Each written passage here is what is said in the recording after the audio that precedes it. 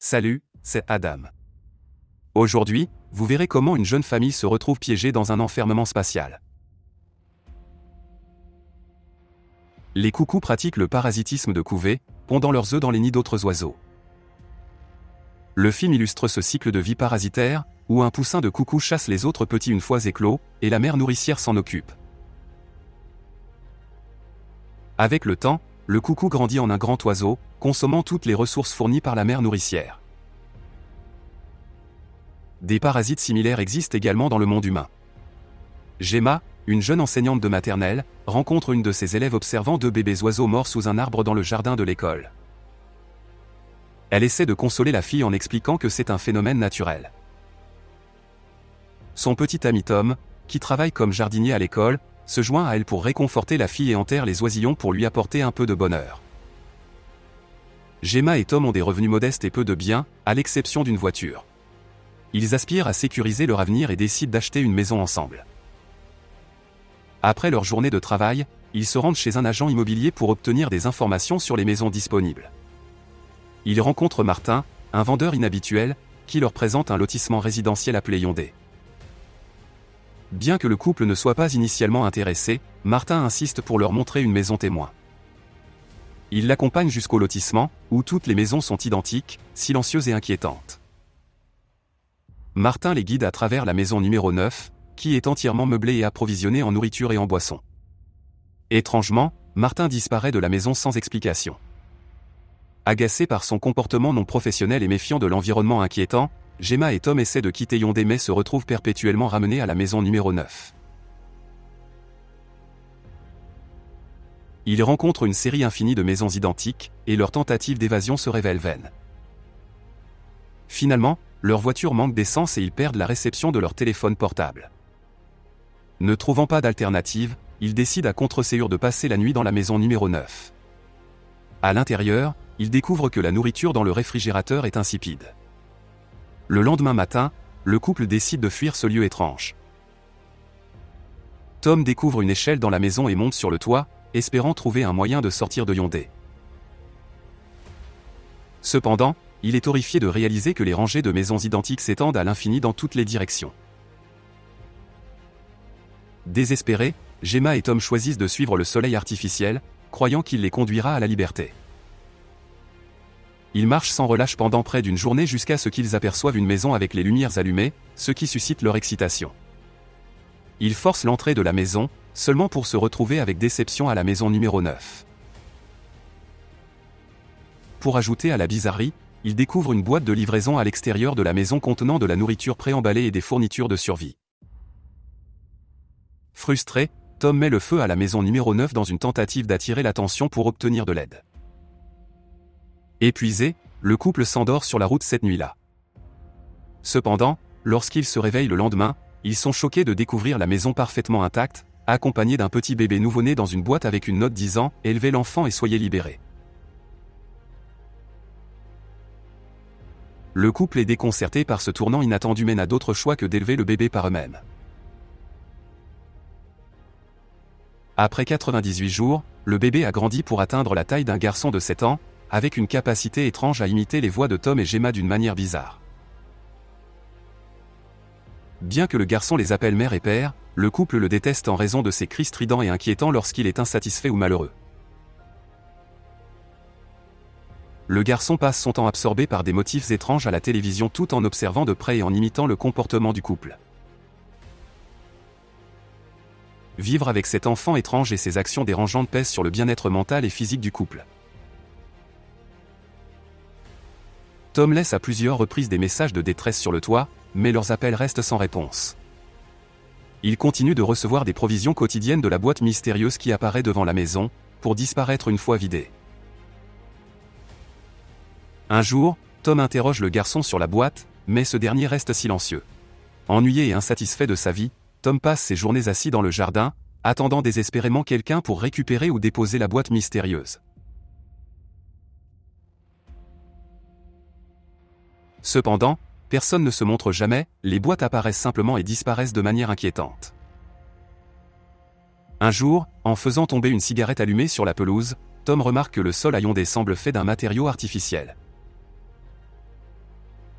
Intrigué, il commence à creuser un trou et se laisse rapidement absorber par le processus. Le creusement lui donne un sens de l'objectif alors qu'il rêve de créer un tunnel pour s'échapper. La vie de Tom subit une transformation. Chaque jour, il se dépêche de terminer ses repas et se consacre à creuser le trou dans le jardin jusqu'à la nuit. Cette obsession le pousse à se distancer de Gemma, lui parlant moins fréquemment et devenant émotionnellement distant. Parfois, il s'endort même au fond du trou. Un jour ordinaire, une Gemma fatiguée s'assoit sur le sol du salon, regardant le garçon jouer. Finalement, le garçon allume la télévision, qui diffuse des motifs inquiétants et bizarres qui le captivent. Après une journée de creusage incessant, Tom rejoint Gemma dans la voiture la nuit. Il exprime que la voiture est la seule chose à Hyundai qui lui semble réelle. Pendant qu'ils discutent, Tom appuie accidentellement sur la radio et, à leur grande surprise, elle fonctionne encore. Étant isolé du monde extérieur depuis si longtemps, le couple se réjouit d'entendre de la musique saoule et ne peut résister à danser. Même le garçon inquiétant se joint à la danse.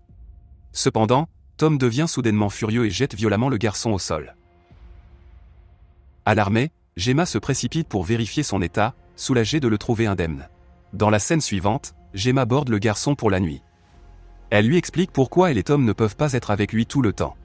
Alors qu'elle s'apprête à le laisser dormir, il se réfère soudainement à elle en disant « Maman ». Gemma le corrige, affirmant qu'elle n'est pas sa mère. Cela énerve le garçon perturbé, qui crie de toutes ses forces. Gemma tente de le calmer, mais lorsqu'il refuse de se calmer, elle claque simplement la porte et va se coucher. Une Gemma désemparée tente ensuite d'initier une relation intime avec Tom, mais il refuse et s'excuse de ne pas être d'humeur. Le lendemain, le garçon pénètre dans la chambre, réveillant le couple avec un cri perçant. Ils prennent tous ensemble le petit déjeuner.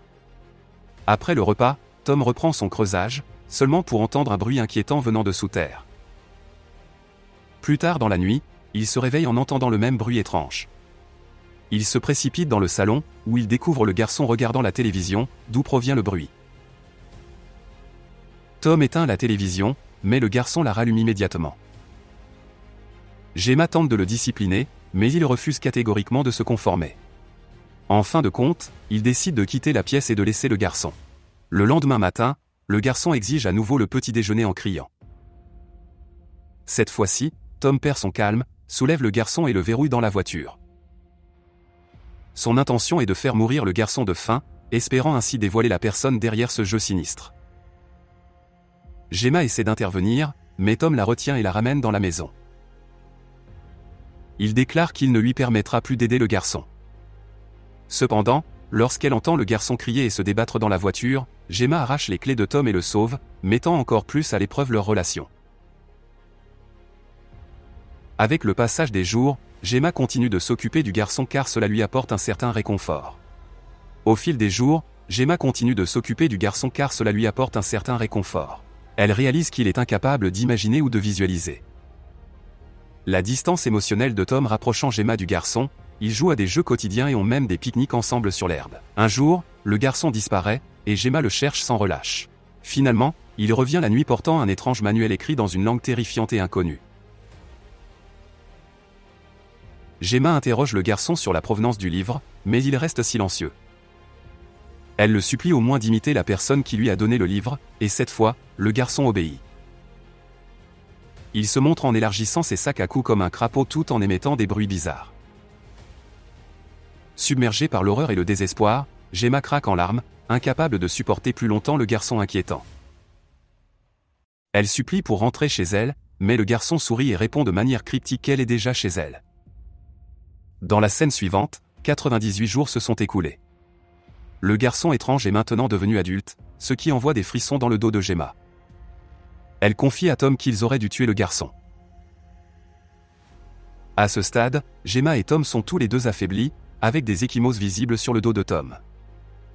Consciente que leur temps est compté, Gemma décide de prendre les choses en main.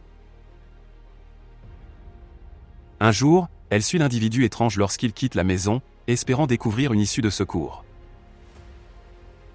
Malheureusement, elle perd sa trace et se perd elle-même. Pendant ce temps, en continuant à creuser le trou, Tom tombe sur un cadavre en décomposition à l'intérieur d'un sac mortuaire. Effrayé, il grimpe rapidement hors du trou. Au milieu de cela, il entend les cris de Gemma appelant à l'aide. Ils s'appellent mutuellement et finissent par se retrouver, mais ils se trouvent incapables d'entrer dans la maison. L'individu étrange les a enfermés dehors. Épuisé, Gemma traîne Tom dans la voiture, et ils y passent la nuit. Avec les jours qui passent sans nourriture, Tom devient incroyablement faible, au bord de la mort. Lorsque l'individu étrange émerge de la maison durant la journée, Gemma le supplie de sauver Tom. Cependant, il répond avec indifférence que c'est le moment pour Tom d'être libéré. Sans espoir, Gemma berce son mari dans ses bras et ils restent sur le trottoir, se remémorant leur première rencontre. Tragiquement, Tom meurt dans ses bras. Plus tard, l'individu étrange revient avec une boîte contenant un sac sous vide. Il place le corps sans vie de Tom à l'intérieur et le jette dans le même trou que Tom avait creusé. Le lendemain matin, une Gemma furieuse tente de tuer l'individu étrange avec la pioche de Tom mais ne parvient qu'à lui infliger une légère blessure. L'individu émet des bruits étranges et manipule mystérieusement les rues avec ses mains avant de se retirer dans le labyrinthe souterrain.